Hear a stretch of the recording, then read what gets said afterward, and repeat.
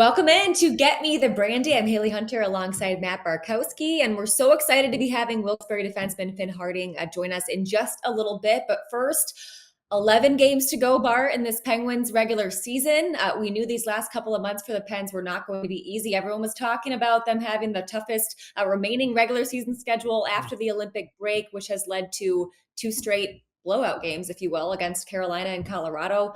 Curious your thoughts on those last two. How concerned are you with the defensive and goaltending side of things, or was it just maybe a couple of off nights for the Penguins?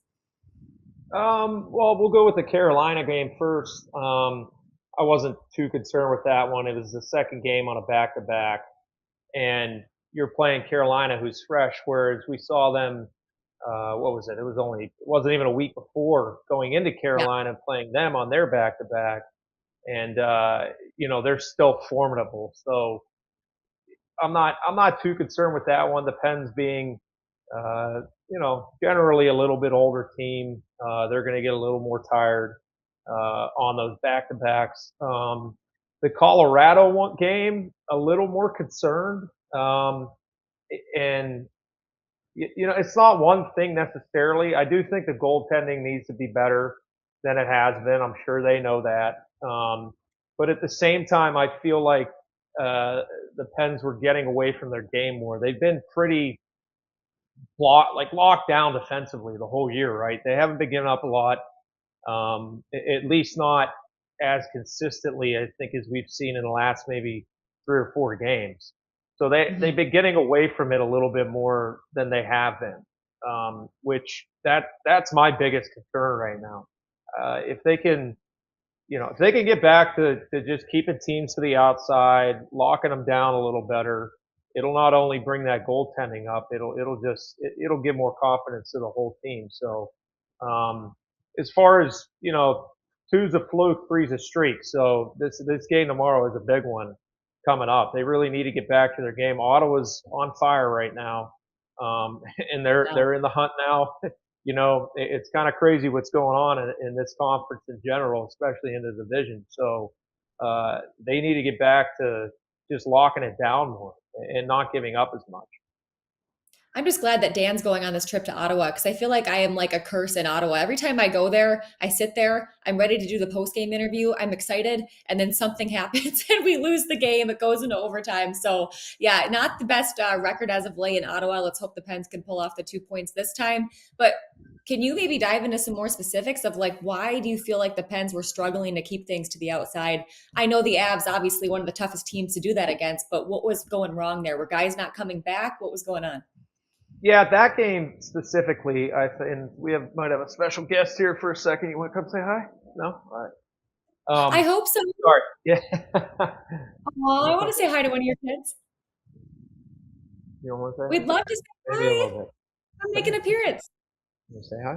No, she's running away. I just feel like they're giving up more, and I think it's as a result of taking more chances. It seems like it's kind of tough to pinpoint again, but it does seem like they're taking more chances offensively because they have been getting down in games. And, Mhm. as we've seen in years past, they were getting down, they were pinching more, they weren't as controlled at the lines, weren't getting pucks in deep, trying to go Yeah. more east to west once they were getting into those situations. I think especially in the Colorado game, we saw that. They got down early and they started taking more chances. And then, your defensive game, it's just going to fall apart. Um, Whether or Right. not that's the full reason why they haven't been as tight defensively, I'm not positive, but I am positive that it definitely feeds into it. And just, you're going to give up more chances. You're not going to be able to keep guys to the outside as much. Yeah, no, for sure. And I know I was so excited to talk to Kris Letang as well in the first intermission. Big 800 career points for him. Unfortunately, Colorado scored 3 goals right after that, so that wouldn't have been the best interview. So we cut it and talked to him after the game. But how cool was it to hear him or see him get the big 800? And with that, also want to get your thoughts on maybe just how important it's going to be to have him get back to playing to Kris Letang's potential. He went 11 games without Yeah. hitting being on the score sheet to hit the big 800, just maybe a little bit, not completely, but a little bit quiet lately for Kris Letang. Yeah, he's definitely been quiet. Kind of, he's off his game right now. I mean, I'm sure he knows that. It's pretty evident if you're watching the games. I don't expect him to continue this uh, Yeah. through through the end of the season. And the fact that it took this long to get 800 points, I'm sure that's a monkey off his back too. Because I mean, no matter how many games you've played, how long you've played, and what you've accomplished, like he has, it's still you're going to be thinking about that stuff. I mean, you talk to Sid when he's getting a milestone. He's going to be, whether it's how many points is he on now? 1,500. If he's trying to get a 1,600 point, it's going to be in the back of his head. So I think for him to get that out of the way, that's definitely a good thing. Now he, I think the not getting that point it showed in his game, and he was definitely trying to force things, which is what we just talked about. It results in poor defense. So now that he's over that threshold, he can just get back to playing simple Kris Letang hockey like we saw before the break, before Christmas. He's going to get his points. It's Yeah. just reining it in and playing a simpler game, which is when he's at his best. And being that example for the rest of the D-men as well. Just the ninth defenseman in NHL history to pick up all 800 points with one team. Pretty impressive. I know that means a lot to him being in Pittsburgh his whole career, but it sure wouldn't hurt to get some help with the injured guys coming back too. Of course, if Evgeny Malkin's out of the lineup right now, we haven't had Blake Lizotte, big part of that fourth line, and now we find out at Wednesday's practice that Anthony Mantha didn't skate because he's dealing with a day-to-day lower body injury. He's been one of the most reliable producers Mm-hmm. for the Penguins this season. Just how much extra challenging you think it's going to be these last 11 games without Anthony Mantha, without Malkin, and without Lizzo? Yeah, well, I mean, we'll see. Hopefully, we get these guys back sooner or later. I mean, that Mantha one that really hurts. Not only he was having Yeah. that career year and finally playing a lot of games just through his career, he's been hurt a lot. So it was just, on a personal level for him, it was good to see him be able to be so consistent, just injury free. And Yeah. then coupled with the career year he's having with 25 goals now, just on a career pace. So that's going to hurt, and they're each going to hurt in their own ways. We know what it means missing Gino. We've seen that over the years. He's battling something right now. I hope he's not out that long. And then Lizotte, it really, that's the one that you're not on the score sheet. You're not going to see as much, but I guarantee you in that locker room, coaching wise, the detailed parts of the game that get more and more important as the year goes on. You're getting into a playoff race and into playoffs. I mean, that line of him, Dewar, and Achari had the most defensive zone starts in the whole league. So that was Yeah. their go-to line of get the puck out. You guys get off, we'll get the sit out there. That's just how it is. And on a good team, you have that. That coupled with they were actually scoring. So, that one really hurts. Penalty kill, it hurts. There's more ways than one that he's missed, and it's just might not see it on the score sheet, but game in and game out, especially when they have these losses or they have those little parts in the game, the last minute, first minute of every period. I bet you those coaches are just kicking themselves like, "Where's Lizzo? We really like to get this line out here, but we just don't have them right now." Yeah. I mean, even you talk about their defense, but even just like getting the team a lot of ozone time, they would always be the team Yeah. that would kind of reel the team back in the game by just really wearing down other teams' defenders. But with that, we hear so much about Crosby lately talking about it's actually harder sometimes to get back into things when you have to take time off because of an injury or the off season. You'd rather just keep playing. He skates more in the off season now, so he doesn't really go through that long break. So with that said, for Gino, I mean, how much extra challenging do you think it is for him right now to kind of be at his age in and out of the lineup? Not like didn't look like it hurt him too bad the last time, Yeah. 2 goals right away, but you know what I mean. Yeah, I think mentally it's probably a lot harder when you're older. You start sitting Yeah. out in your body. You're sitting out. Your body's like, wow, this feels pretty good compared to when you're younger and you're just focusing on one injury and my back feels fine and my neck doesn't hurt and I didn't pull my leg getting out of bed. But the mental aspect I think is probably harder for Gino. But like you were saying, it's almost like whenever he's out for a little bit of time, he comes back like a ball of fire, like he did in the last time out. Sid, I mean, he had another good game coming right out of this injury, out of the Olympic break. But he's one of those guys that likes to be playing, like you're saying. I mean, they're kind of yin and yang in that aspect. I know we had the graphic up the other night about Sid when he was coming back from his injuries. He always had a goal and assist or whatever, but I think he was kind of cold a little bit, at least on the score sheet after those. At least not at the pace that we're normally seeing him on. Whereas Gino, it's like if he's just rested, he's normally like even better. So Yeah. it'll be interesting though, because I'm guessing they were the same as me. That mentally, it's definitely harder. I'm guessing that's why Sid wants to keep skating. He can just stay in that zone mentally. So, Yeah. but no matter what happens when Gino comes back, the sooner he comes back, the better. He's always scary when he returns to the lineup. That's for sure. Hey, I got to ask you as a defenseman yourself, what do you think of this bubble that Ryan Shea's wearing right now? I mean, that can't be easy going from regular shield to now this full face bubble on his face. I mean, it's got to be weird even just looking at different plays and guys on the ice. Yeah, I had to try to wear one. What was it? I guess it was my second year pro. I got my tooth knocked out, all that, and they tried to put one on and practice, and I was like, I can't wear this thing, the actual bubble, because you can't. Ooh. It was messing with everything, my peripheral, all that stuff. So I actually put a cage on because I couldn't stand it. But yeah, it's definitely a big difference. Just because playing in college, I think I heard him say he wore one in college. I always wore a cage. So going back to that was a little bit normal. But once you have that half shield on or no shield, it messes up things spatially, and you feel like you're boxed in it, and it's kind of like you're just claustrophobic almost. So a little bit of adjustment there, but I'm sure once he got into the game, he probably didn't notice it. On the ice, he probably didn't notice it. On the bench, I bet you it was annoying him. So I was going to say, like, once the adrenaline gets going and everything, what are some major areas that you think it would affect him the most in a game? I'd say going back on pucks and when he's shoulder checking, and like I said, peripheral vision, because there's like two little things on the side that you're not used to being there, and then all of a sudden you're looking and they're there. So when you're going back on pucks, you're looking to outlet to your D partner, anything like that.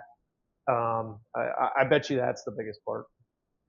That's tough. Yeah. I don't know how long he'll have to have that thing on. I know he's got heavily stitched up on his upper lip. He's got stitches inside his mouth, on his jaw. I'm sure that's not comfortable for talking or eating right now. So hoping that he'll rest up soon. Well, we are so excited to have a special guest on with us today, as Wilkes Barre defenseman Finn Harding is going to be joining us next. We will be right back with Get Me The Brandy. Here, we don't just watch the Penguins. We live every tipped puck. Unbelievable. Every battle. Give me more of this. Every new prospect. This is a glimpse of the future. Everything you love about the Pens, we do too. I'm down here between the benches. You know what that means, Pens fans? Cheers for that. We manifested it. Stream the Penguins all season long on SNP 360. Inside Penguins Hockey is back. Let's go eat sushi. For an all-new season. And now he's your best friend. Yeah. Getting a line in the water is always a joy for me. Inside Penguins Hockey. New episodes every month on SportsNet Pittsburgh. Presented by UPMC Health Plan. Welcome back to Get Me The Brandy, as we are now joined by Wilkes Barre defenseman Finn Harding. Finn, thanks so much for making the time to jump on with us today. Thanks for having me. This is awesome. Yeah, so great to have you. Hey, huge congrats, by the way. This past weekend, you guys clinched a playoff spot, headed back to the AHL playoffs. First, we'd just love to get your thoughts on the excitement around the locker room right now. Playoff-style hockey, you really can't beat it. Yeah, it's obviously awesome to, punch your ticket to the dance. But, next goal is to kind of gun for that that last bye spot. Obviously, we have 2 bye spots in the division, so now our attentions are set on that, and yeah, it's on to the next kind of thing. Got to stay in that top two. Well, for fans who are still trying to get to know you a little bit more as a hockey player, I'd love to take you back to when you were drafted to the Penguins, first year of draft eligibility, didn't hear your name, but then your second year, you're waiting, and finally in the 7th round, you heard your name. I know Matt can relate a little bit to this as well, but what was it like going through the waiting game and then the feeling of finally hearing your name called? Yeah, like you said, it was my second time, at it. And when I finally heard my name called, it was, I know everyone says this, but a dream come true for real. It was really special to share that with my family. I was sitting in the living room with them watching the TV, and then all of a sudden my name pops up, and we jumped up, and I got a bunch of calls from, Pittsburgh staff, Kyle Dubas, and it was super cool, and a dream come true. So exciting. How extra exciting was it to know that it was the Penguins organization that called your name? 100%. The Penguins being the Penguins and having all the legends still here is pretty cool. And I grew up with a Sidney Crosby poster in my basement that I played mini six in front of with my brother every day. So it was definitely full circle, to say the least. I love it. Hey, Matt, I'm curious because you were telling me one time when we were done with a post-game show, I think, about being a 7th round pick in the waiting game during when you were picked. I mean, I think it was a website that you had to wait and look at. Well, it was, how different was it for you rather than watching it on TV? I'm not trying to make you feel old here, by the way. Yeah, we had the Pony Express back then, Hailey. So we had to wait till they came to town every other week. But no, it was a little different back then. I don't even know if they had it on TV, honestly, for the second round, or the 7th round. But same situation too as him. I was picked a year late. I found out I got a call. I was actually landscaping and got a call from one of the Florida guys that I'd been drafted. So would have been exciting to be able to sit there, and I mean afterwards we obviously had a party and had some fun. But I don't know if it was on TV back then, to be honest. That's awesome. I was looking, I know way back in the day, it would be the newspaper that you'd have to look sometimes to know you're drafted. So it's funny to see the way things have Yeah. changed over the years. But the important thing is you were drafted. You're in the Penguins organization now.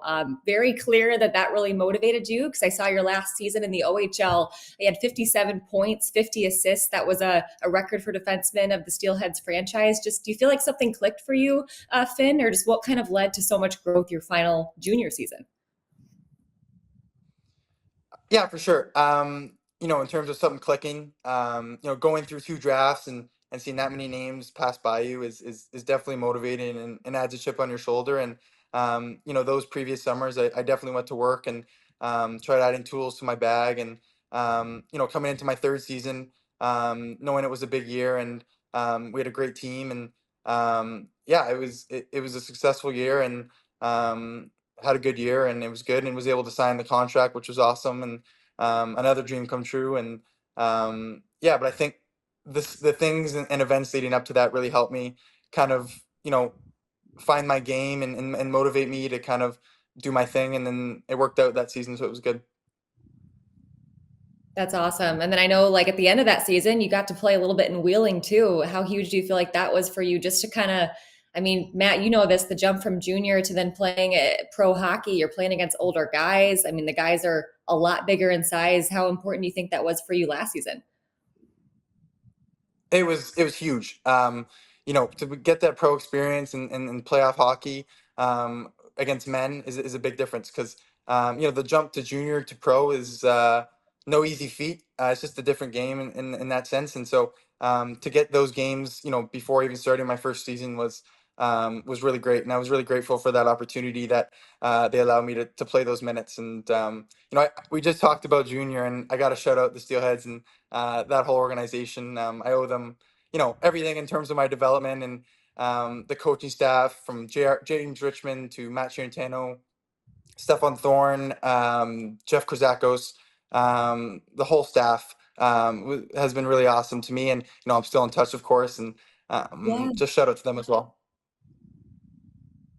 That's awesome. Bart, what was the biggest piece of advice that you had when you made the jump from junior to pro, or maybe something that was really helpful for you when you made that jump too? Do you remember?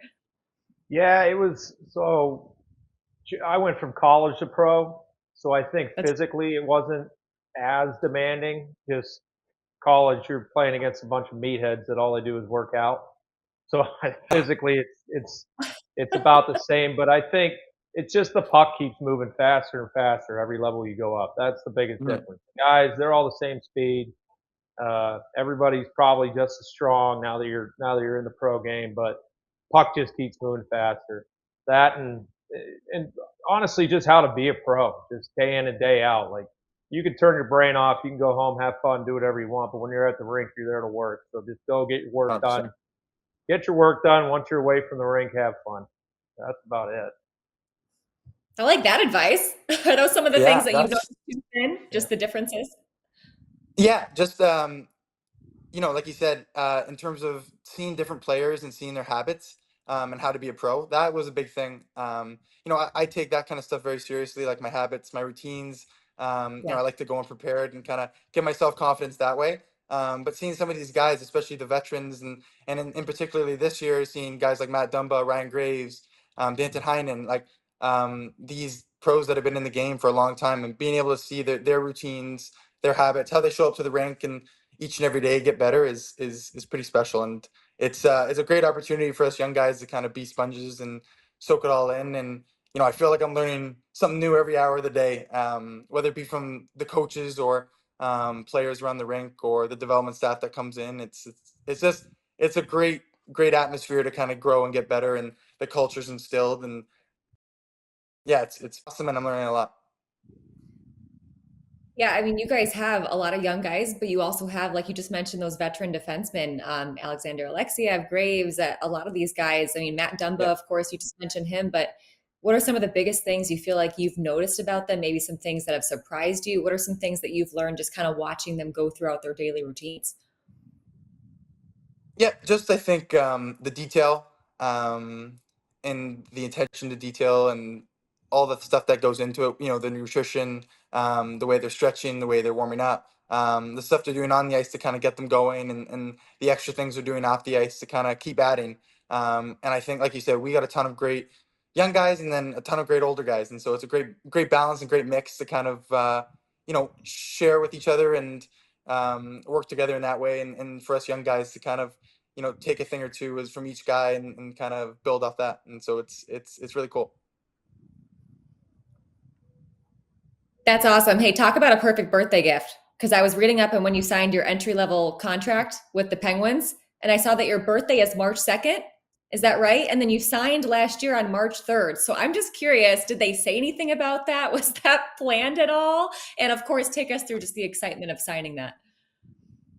Yeah, obviously it was awesome signing that. And regarding my birthday, they didn't mention it, but it was a big thing among my household. It was pretty funny the way it worked out, and the timing of it. Pretty good birthday. I think that's definitely my favorite birthday thus far. So yeah, it was awesome. I love that. Matt, you ever have a birthday gift that good? Because I'm not sure you can top that. No, nothing like that. Unfortunately, just I get a golf on my birthday, which works. But Okay. no, didn't get a signed an NHL contract. But no, that's awesome. Golf's pretty good too.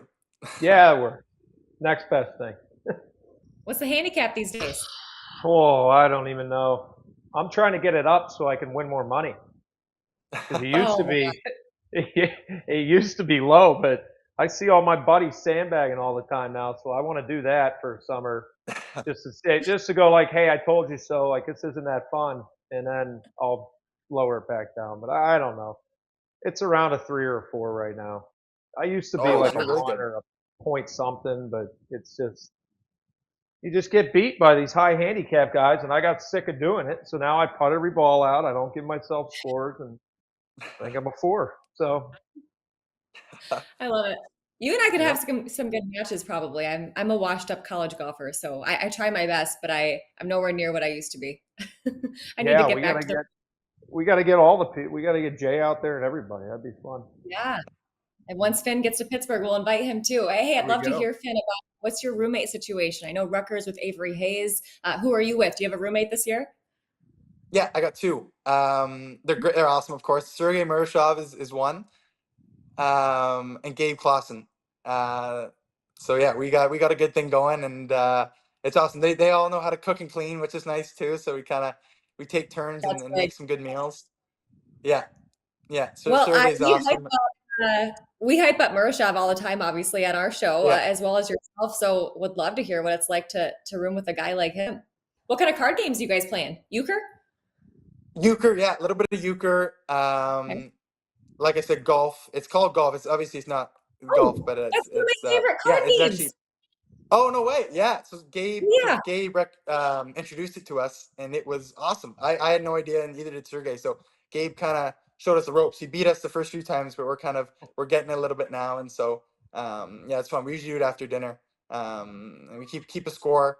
We have a season score. I think I might be I one. love it. I'm giving myself credit. If they were on here, I think they would be saying otherwise, but.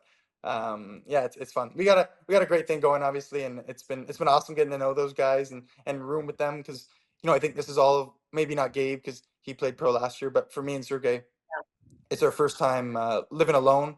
In the OHL, I live with billets. I didn't live with my family for the years I spent there, and the billets were amazing, obviously, but it's a different ballpark. Living on your own and with teammates, and so you learn some good things too. That's awesome. I feel like I've always told people about golf and they're like, what is that? But my family my family's from Leamington, Ontario. And so we always play that when we go home every year for Christmas. So it's so fun to hear that somebody else plays that game. But would love That's to hear funny. more about just like the team defense. I was looking at some stats and you guys have allowed the sixth fewest goals in the league. Just what do you think's allowed you guys to be so sharp? Obviously, Murashov, your goaltending's great, but just your team defense as well. Yeah, 100%. We got great goalies. Joel and Sergey are obviously two amazing goalies, and to our decor, we just got great D all the way up and down. And at Big Al, Seabass. Sorry, I know I'm saying nicknames. Sebastian Aho, Phil Kemp, Chase Pietala, Scooter Bricky. I don't want to forget anyone. And obviously all the other D that have come. Emil Paninyemi, Ryan Graves, Dumba. So yeah, it's just we got I think we got one of those top D cores in the league, and I think we play hard, and I think also we're very close. I think especially the older guys, they like to help us young guys out, and earlier on in the season, when guys like me, Chase, we're kind of starting out and playing our first pro games, and they would come to us and kind of take us one on one, and show us some things and show us some tricks, and also shout out to Nick Luco, our D coach. He's awesome and does video with us all the time, and the whole team. It's also our system.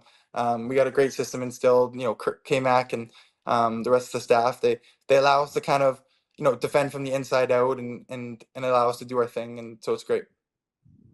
I love that. Yeah, I've heard such good things about just the dynamic between you guys on the team and the coaching staff as well. So funny you mentioned the thing about nicknames too, because I've learned doing this for a few years now, you almost forget what someone's first name really is because all you guys do in the hockey world is talk about nicknames. I remember our old head coach, Mike Sullivan, we'd be in like a press conference and I'd ask him a question about somebody, like Kris Letang, and he'd be like, Chris? Oh, Tanger. That's right. Like, you don't even associate the first name anymore. So that's too funny. But hey, we also would love to hear about your family. You have a brother, Jared, right? I think you got to play a year in the OHL with him. Tell us about your siblings and everyone back in Toronto. Yeah, for sure. Jared, obviously, he's my younger brother, younger by 2 years. We like to say 3 because he's a late birthday, and we were fortunate enough to play together a bit last year as he was called up, and we were short some defensemen, and we were actually D partners for those 20 games he was in the league, which was unbelievable. Wow. For our parents to be able to come to those games, and for us to be able to drive to the rink together, warm up together, play together. It's something we'll always cherish, and hopefully one day we're playing together again soon. But yeah, he's an awesome defenseman, and he's actually a left defenseman, and I'm a right. So we always used to joke around that we'd be D partners one day, and it ended up happening, which was awesome. And yeah, he's a great player. He's playing for the Junior Canadians right now, or the Newmarket Hurricanes now, rather. And Yeah. they're in playoffs right now, and yeah, so he's doing his thing. And yeah, my mom and dad, they're just super supportive, and they've been awesome all the way up for my brother and I, and just been great role models. Just you two boys? Anyone else? Just us two, and we have a dog. Her name is Tally, and so we consider her like our little sister. Yeah. That is so sweet. And you guys always got along, right? There were no pond hockey fights, none of that growing up. I think tensions would flare from time to time, whether it be mini sticks or pond hockey or whatever. We got some good stories. We had a trampoline growing up, and we were huge fans of WWE. So sometimes we would like settle our differences on the trampoline and kind of duke it out a little bit, but all love, of course. And yeah, he's my best friend, and so it's awesome to kind of share our dreams together, and in the summers work out and skate together, and yeah, he's awesome. I love it. WWE, that's awesome. Well, this will be your 5th straight season playing in the playoffs. I mean, I know a little bit different in the pro hockey world, but OHL and now the AHL, just how excited are you? How important do you feel like maybe this playoff experience, the pro level, could be for your growth too? In terms of development, it's great. It's a great thing for everybody. You always want to play as far as you can and play in the biggest minutes. And I think, being able to play in those minutes is huge for, your growth and, just your overall game. And so I think obviously our goal as a team is to take it all the way. And that's where, where we're aligned with, and that's why we work so hard in practice and in the gym. And yeah, I think I'm just pumped for it to get started. And I know I'm going to be working hard up then, and it's kind of, you got to flip that switch, and so it's going to be good. 100%. Have you been, how often have you been to the Berg yet? Pittsburgh? I've been a couple times, Okay. obviously for dev camps and main camps, and loved it. It was awesome. I went to the city a couple times, and yeah, it's just it's a great city, obviously, and I love all the bridges. I know it's Steel City, and so it's cool. I like kind of, when I get to a city, I'm from Toronto, so being, like in a city kind of feels home. I like kind of checking it around, and so yeah, it's been awesome, and treated me very well when I went. So it's been, yeah. Well, hopefully we'll get to see you in Pittsburgh soon. Matt, you worked your way up just like Finn did. Any last bit of advice for him as he kind of goes through this journey? No, just work hard, have fun, embrace it every day. Every day you're playing, it's a good thing. Learn from the old guys what you can, and honestly, just have fun with it, dude, because it goes fast. It'll be over before you know it. Yes, sir. Thank you very much. I really appreciate that. Time flies, doesn't it? Well, Finn, thanks so much for making the time. We really appreciate it. Hopefully, I'm sure we'll meet you at some point soon in the future in person in Pittsburgh, but best of luck. We'll be watching you from afar. Thank you very much for having me. Registration is open now for the Sidney Crosby Little Penguins Learn to Play program. Kids ages 5 through 9 receive head-to-toe hockey equipment, hours of on-ice instruction, and so much more. Sign up today. He got him, and he's done it again.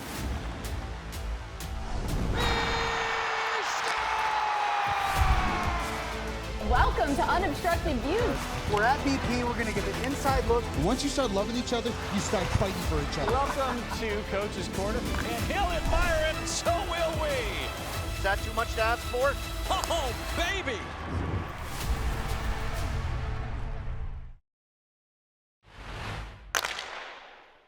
All right, time now for our weekly look back as we celebrate that 10th anniversary of the Penguins' 2015-16 Stanley Cup Championship in honor of our guest that we just had, Finn Harding, who is the third among Wilkes defensemen in points this season. Can you name the top 3 defensive scorers on the 2015-16 Penguins team? This includes regular season and playoffs. I know that might make a difference a little bit.